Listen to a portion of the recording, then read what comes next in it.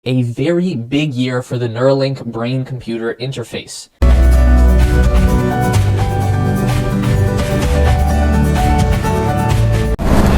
Baik, Assalamualaikum warahmatullahi wabarakatuh. Selamat sejahtera dan selamat datang kepada anda semua ke channel Jejak Alam Misteri bersama dengan saya Ustaz Tabi Ali. Pada video kali ini saya nak mengajak pada anda semua untuk melihat topik Freemason di Malaysia.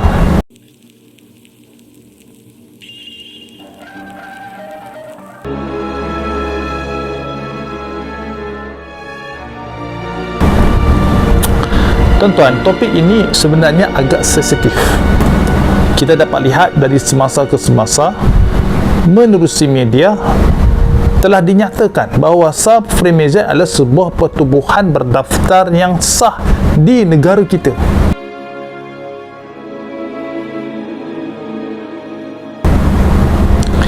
Kita tidak mengetahui dengan lebih mendalam apa itu Freemason dan apa yang mereka lakukan.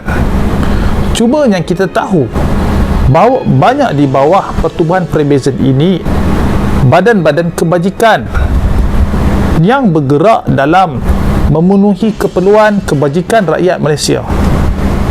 Contoh Rotary Club dan sebagainya.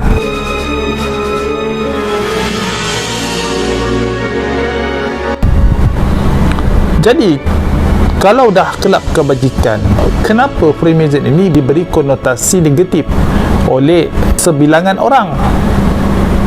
Kononnya Freemason ini adalah satu pertubuhan rahsia yang nak menguasai dunia dan nak buat peraturan sendiri yang akhirnya akan menzalimi hak majoriti penduduk di atas muka bumi ini. Benarkah demikian? Sejauh ini tidak ada bukti yang lengkap untuk menyatakan bahawa Freemason ini sebuah pertubuhan yang kita sebutkan tadi. Apatah lagi kalau kita nak katakan mereka ini sebuah pertubuhan yang menyembah syaitan. Tapi selepas kita menerjah dunia globalisasi, kita dapat menonton di YouTube umpamanya bagaimana upacara yang pelik dilakukan di dalam kuil atau lodge Freemason. Ya, kita katakan itu berlaku di luar negara. Tapi masalahnya, lodge Freemason wujud di Malaysia. Adakah ritual yang kita tengok di YouTube itu tidak berlaku di Malaysia? Kalau kita nak katakan Freemason ini satu ajaran atau agama yang berbeza dengan kita, sebuah ajaran agama yang mempunyai hak di dalam perlembagaan, makanya perlu diumumkan bahawa Freemason ni sebuah ajaran yang baru supaya kita dapat tahu dia ada sebuah ajaran agama. Dan kita tahu selain daripada Islam, ajaran agama lain tidak boleh disebarkan kepada orang-orang Islam. Kita dapat lihat di YouTube, menyertai Freemason adalah golongan-golongan elit yang terdiri daripada pegawai-pegawai kerajaan ataupun orang-orang yang berpengaruh. Persoalannya di sini ialah, adakah di Malaysia ini pemimpin-pemimpin politik kita, sama ada adun, ahli parlimen, menteri, ahli kabinet, jemaah menteri, termasuk Perdana Menteri sendiri, menyertai Freemason? Kalau benar mereka menyertai Freemason, adakah mereka melalui ritual pelik dan aneh sebagaimana yang kita dapat tonton di media sosial? Ya, kalaupun mereka adalah ahli Freemason, apakah perancangan-perancangan yang mereka nak buat ke atas negara kita? Kerana kita tahu Freemason adalah sebuah kumpulan yang mereka ini mempunyai plan-plan tersendiri. Kita dapat lihat seluruh dunia mengumumkan apa yang disebut sebagai Global Reset. Kita dapat baca akhir-akhir ini bukan saja Malaysia mempunyai parti baru, iaitu Parti Bangsa Malaysia, yang kata penganjur parti tersebut mereka akan melakukan Great Reset ataupun genome modification. Okay, basically this is not about Azmin or Muhyiddin. I'm here to talk about the Great Reset of Malaysia. I'm here to talk about a new political party, a new political platform that inshallah with our agenda, the agenda that we are bringing in, which we call the Great Reset, I've underlined 6 pillars, the main 6 pillars. We are talking about genome modification, we are talking about apa ni Ahmad tadi kita cakap pasal ekonomi, kita cakap pasal kita cakap pasal 6 perkara yang utama, dan kita cakap pasal perkara-perkara yang berkaitan dengan teknologi. Harusnya diperjelaskan kepada kita apakah yang dimaksudkan genome modification.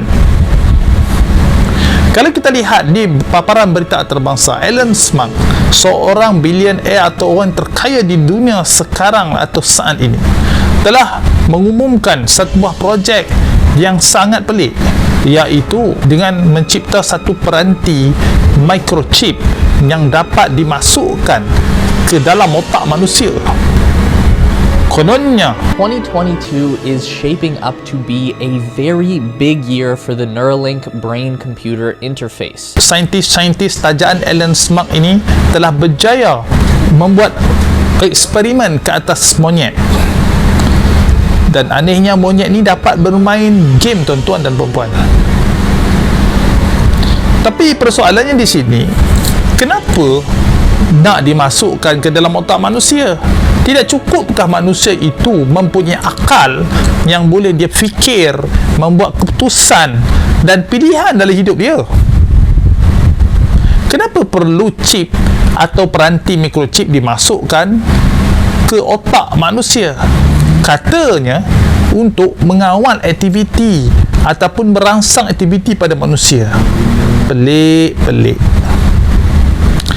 Namun demikian, yang lebih pelik daripada itu, tuan-tuan dan puan-puan, reaksi daripada kaum muslimin dan juga daripada para asatizah dan ulama hampir tidak ada langsung, melainkan apa yang diucapkan oleh Tok Ki.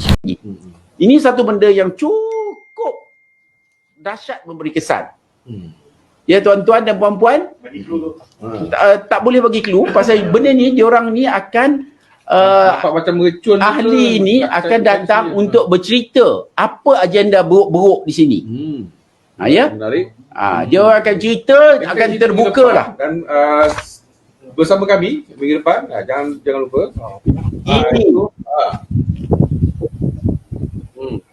Ini ya, tengok baik-baik tuan-tuan dan puan-puan sekalian. Ni bukan nice ni, tak ada benda yang nice kat sini. Okey. Jadi benda ini melibatkan agenda luar biasa yang menguasai dunia. Cuba fokus sikit. Tak nampak ke? Aku dekat lesik sana tunjuk biar dia orang faham ini adalah satu antara Ingat yang dibanggakan. Tok Ki mengatakan kumpulan pelik cuba nak melakukan sesuatu. Plan apa sebenarnya? Apa bendanya, perkaranya mereka nak buat dekat Malaysia kita ni? Dan ditunjukkan oleh Tok Ki, iaitu seperti selendang, aksesori yang dipakai seorang yang menyertai Freemason dan sebagainya. Sama seperti yang kita lihat di dalam YouTube. Jadi kita nak tahu setakat ini, adakah pihak-pihak pentadbir termasuk ahli politik yang bertanggungjawab membuat dasar, menguruskan masyarakat dan melaksanakan dasar kepada kita ini semua adalah ahli Freemason. Kalau mereka merupakan ahli kepada pertubuhan Freemason, apakah matlamat atau visi yang mereka nak buat ke atas kita ini semua? Dan sudah pasti Freemason seperti pertubuhan yang lain mempunyai matlamat atau vision dia yang tersendiri. Perkara ini tidak boleh didiamkan oleh seluruh umat Islam dan rakyat Malaysia. Kita seharusnya bertanya kepada pemimpin-pemimpin kita, sama ada di peringkat DUN ataupun ahli parlimen, adakah anda seorang ahli Freemason? Kalau anda bukan ahli Freemason, alhamdulillah, kita berlapang dada, kita menganggap dia pemimpin kita. Tapi kalau dia ahli Freemason, maka kita kena tanya dia soalan yang seterusnya. Adakah penyertaan anda di dalam Freemason akan mempengaruhi pembuatan dasar-dasar yang berkaitan dengan masyarakat Malaysia? Dan yang ketiga, sebenarnya tuan kepada Freemason ni siapa? Kita dapat lihat di YouTube banyak sudah orang memperkatakan tentang Freemason ni. Jadi kita dah rasa muak nak ulang benda yang sama. Cumanya fokus saya pada video ini adalah, adakah pemimpin kita tu ahli Freemason? Kita kena tanya mereka, kita kena desak mereka. Tidak boleh dah selepas ni kalau kita jumpa YB, kita jumpa kawan-kawan kita yang mungkin pegawai ketua-ketua pentadbir di sesebuah jabatan, nak minum kopi lepak macam biasa. Kita dah kena serius dah sekarang ni. Kita kena tanya mereka, kita kena desak mereka. Perkara ini bukan main-main. Kalau kita lihat kepada ritual yang dilakukan oleh Freemason, ritual tersebut adalah bertentangan dengan Islam. Malahan ritual aneh tersebut mengandungi unsur-unsur satanik yang sangat jelas. Jadi bolehkah kita sebagai orang Timur, orang yang ada kepercayaan kepada agama, tak kiralah Islam, Kristian ataupun agama yang lain, boleh menyertai Freemason? Okey, kita tinggalkan soal boleh dengan tidak boleh, sebab kita dah tahu sekarang Freemason adalah sebuah pertubuhan berdaftar. Yang kita nak tahu sekarang, adakah pemimpin politik yang kita pilih setiap 5 tahun itu adalah ahli atau anggota Freemason? Kenapa anda nak bersembunyi lagi? Kalaupun anda benar-benar adalah anggota atau ahli Freemason, ya, jangan malu-malu dan segan-segan, mengaku saja kepada rakyat Malaysia. Cukuplah nanti bila datang pilihan raya, anda dah tayang muka anda di pentas, anda kata anda nak membela masyarakat Marhin, anda nak bantu rakyat, anda nak bantu masyarakat. Tetapi kami tidak mengenal anda yang sebenar-benarnya. Adakah anda di Freemason ataupun tidak? Tuan-tuan dan puan-puan, tuan-tuan pun boleh fikir sendiri apa yang tuan-tuan nak buat dengan manusia yang masuk Freemason ni. Adakah kita wajar memilih mereka ataupun tidak pada pilihan raya yang akan datang? Jadi itu sahaja konten saya pada kali ini, kan? Jika ada suka dan berminat konten ni, anda kongsi dan share. Tepuk dada, tanyalah iman. Tepuk dada, tanyalah akal anda. Assalamualaikum warahmatullahi wabarakatuh.